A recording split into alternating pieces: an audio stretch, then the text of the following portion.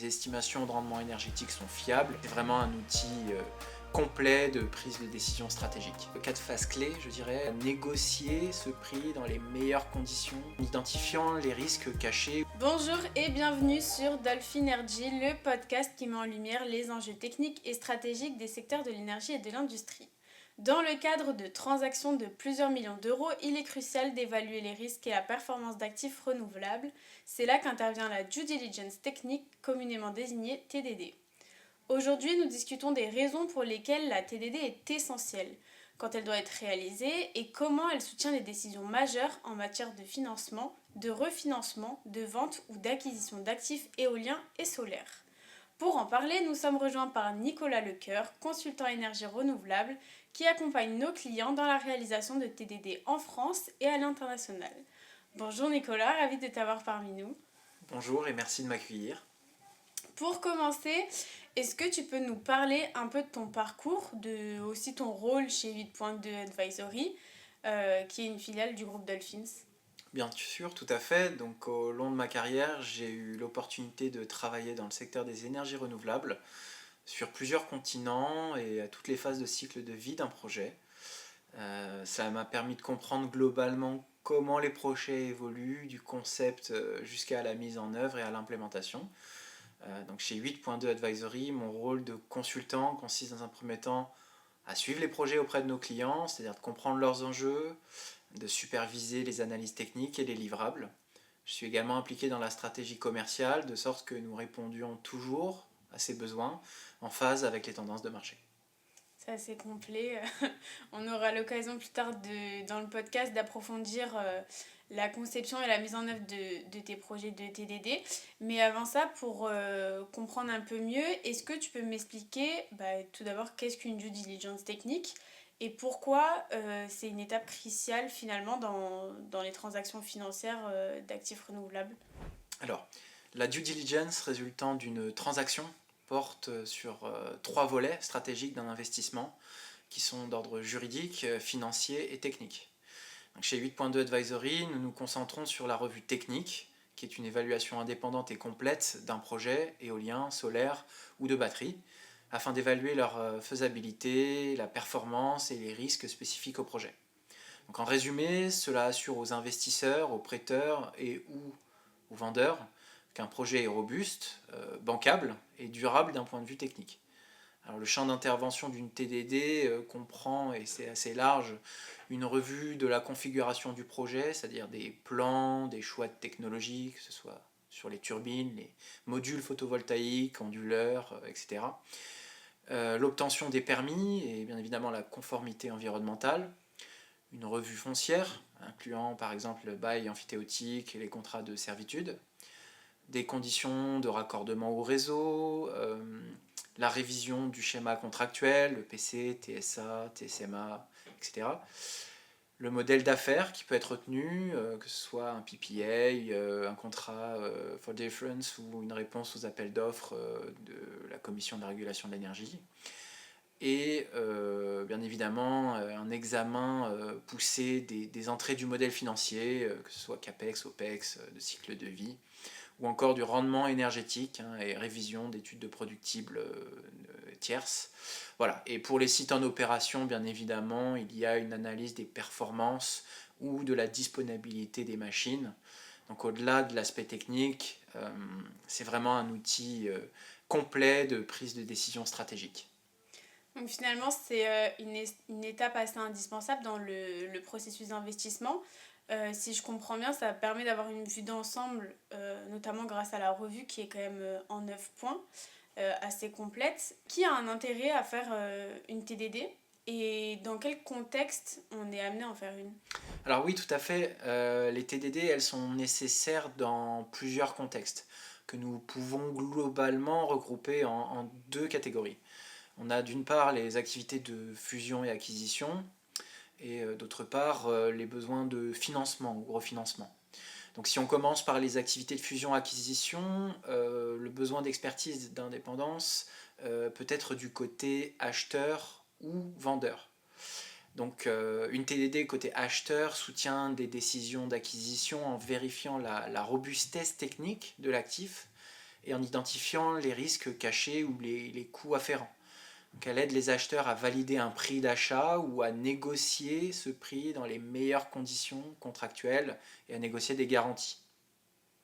Si on effectue une TDD côté vendeur, également appelée Vendor Due Diligence ou VDD, celle-ci est réalisée en amont d'une vente en identifiant à l'avance les signaux d'alerte potentiels. Donc le vendeur peut alors traiter ses problèmes ou fournir une documentation pour les atténuer, ce qui aide à accroître la confiance des acheteurs, à accélérer la transaction et souvent à améliorer la valorisation. Donc ça, c'était pour effectivement les fusions-acquisitions. D'autre part, on a le cadre d'activité de financement. Et dans ce cadre, nous distinguons financement et refinancement. Pour ce qui est du financement, il s'agit généralement de financer la construction du projet. Et en cela, c'est exigé par les prêteurs ou les investisseurs avant de fournir les fonds en capitaux propres ou en dette. Donc les banques chercheront généralement à financer des projets proche du RTB, donc Ready to Build, ce qui vise à minimiser le risque, plutôt qu'en début de cycle de développement. Ça offre plus de chances de succès du projet. Et la TDD confirmerait ensuite que le projet est techniquement robuste, que les estimations de rendement énergétique sont fiables et que tous les risques majeurs sont correctement atténués ou résolus. Dans le cadre d'un refinancement ou d'une restructuration de portefeuille, pour le coup, les projets ou les portefeuilles de projets sont refinancés, fusionnés ou restructurés. Donc les prêteurs exigent une TDD mise à jour pour évaluer la performance à date comparativement aux études initiales. Elle inclut des coûts supplémentaires à prendre en compte dans le modèle financier, ainsi que la durée de vie restante des sites en opération. Donc elle vise à maintenir cette fois-ci la bancabilité et soutient de nouvelles conditions de financement. Donc ça intéresse quand même un bon nombre de parties prenantes, que ce soit le vendeur, l'acheteur ou encore la banque. Peu importe le contexte, que ce soit du coup une acquisition, un refinancement ou une VDD. Pour essayer d'un peu plus rentrer dans les détails, dans la partie opérationnelle de ce processus, comment toi tu structures une due diligence technique? Alors, il y a généralement quatre phases clés, je dirais. Dans un premier temps, un accès aux données du projet. Donc le client permet et partage l'accès à un ensemble de documents techniques. Donc la première tâche, c'est d'examiner ces données, identifier les éventuelles omissions et soulever des questions concernant les informations présentes. Alors cette étape, elle est cruciale parce que toute déviation ou document manquant doit être signalé tôt pour que le projet reste dans les délais. Et tout au long du processus, nous maintenons un suivi de questions-réponses afin de tracer le traitement des problématiques et des questions soulevées. Suite à cette première étape, donc la deuxième, c'est la rédaction de rapports et d'analyse de risques. Dans le rapport final, les risques sont généralement classés selon une grille de notation, de la conformité, il n'y a rien à signaler, jusqu'au signalement de points bloquants. Donc, tout signalement est immédiatement porté à l'attention du client, l'analyse doit être aussi spécifique et exploitable que possible en définissant des recommandations. Pour les projets en phase de démarrage, par exemple, nous incluons une probabilité de réussite du projet qui inclut une probabilité d'obtenir les permis nécessaires, le respect des contraintes environnementales, aéronautiques, acoustiques, le contexte local ou encore des accords fonciers. On passe ensuite dans une troisième étape qui est la présentation des résultats aux clients. Donc une fois le rapport finalisé, nous résumons les conclusions clés, veillons à ce qu'aucun élément ne soit mal interprété. C'est une occasion, à la fois pour le client et pour nous, de clarifier immédiatement toute question et de prioriser, selon ce qui est signalé, les actions à mener dans les prochaines étapes. Et enfin, en dernier lieu, lors du suivi et de la prestation de Q&A, les clients ont souvent besoin de temps pour assimiler les résultats. Donc, une session de questions-réponses, de suivi nous permet de terminer de répondre aux principaux points de questionnement que le client peut avoir et de soutenir la prise de décision finale. Donc, l'objectif ultime, c'est de fournir une vue d'ensemble claire, factuelle, exploitable, qui aide les parties prenantes à prendre des décisions d'investissement ou de financement en toute confiance. Je pense que ta phrase de fin, elle résume assez bien les objectifs des 4 étapes. Je vais les répéter pour qu'on soit tous au point, mais du coup, on définit l'accès aux données du projet, la rédaction de rapports et l'analyse des risques, la présentation des résultats et l'échange en dernier qui est très important avec les clients. Est-ce que cette TDD elle peut être réalisée à n'importe quel moment ou il y a un moment dans le projet d'investissement où elle sera plus efficace qu'à un autre moment? Le timing est important pour les activités de fusion et acquisition. Par exemple, le calendrier est souvent dicté par la transaction en elle-même. Donc les due diligence de clients acheteurs en particulier s'effectuent dans des délais serrés.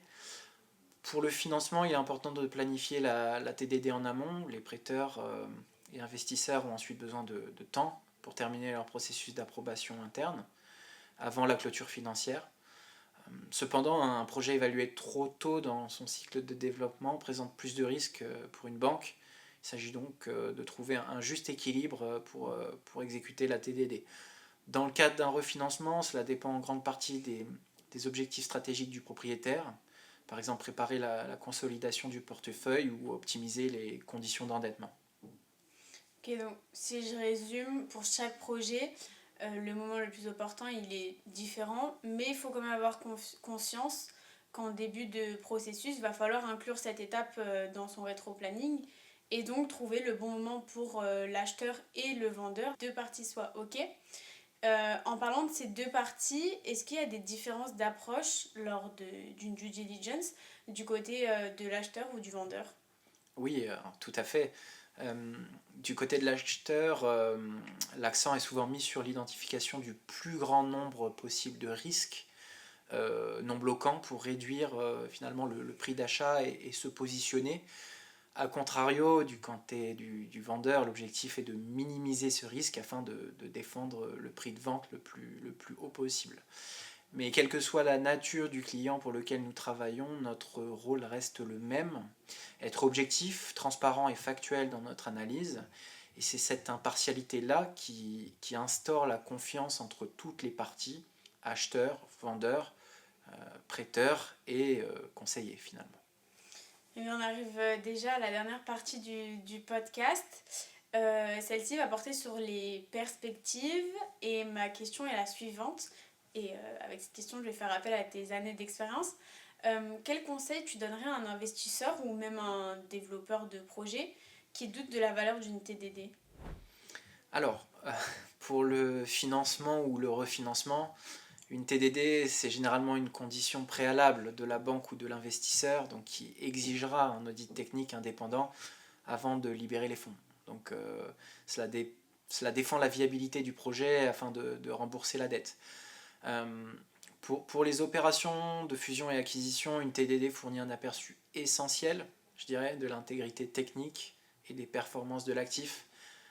Pour les acheteurs, ça offre un levier dans les négociations et pour les vendeurs, cela valide leur prix. Mais à titre d'exemple, nous avons eu un client ayant décidé de ne pas effectuer de diligence technique avant d'acquérir un projet RTB, donc Ready to Build. Et après l'acquisition, ils ont découvert que les câbles menant à la sous-station passaient sous une voie ferrée. Donc les coûts de travaux afin de ne pas interférer avec la circulation des trains n'avaient pas été inclus dans le capex du projet. Et cette omission coûteuse aurait facilement pu être évitée grâce à une vérification technique appropriée. Donc une TDD ne doit jamais être considérée comme une liste de cases à cocher, c'est un outil de pilotage stratégique qui aide à sécuriser une valeur à long terme et à minimiser les risques d'une transaction.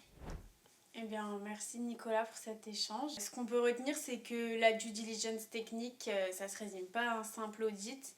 C'est vraiment un outil de prise de décision stratégique qui garantit la valeur, la fiabilité et la durabilité des projets solaires, éoliens et hybrides. J'espère que ça t'a plu. Pour en savoir plus, vous pouvez suivre notre actualité sur LinkedIn, sur le LinkedIn de 8.2 Advisory, vous abonner au podcast ou nous contacter sur notre site internet www.8.2advisory.com. Et à très bientôt pour un nouvel épisode de Dolphin Energy. Merci pour l'invitation et au plaisir.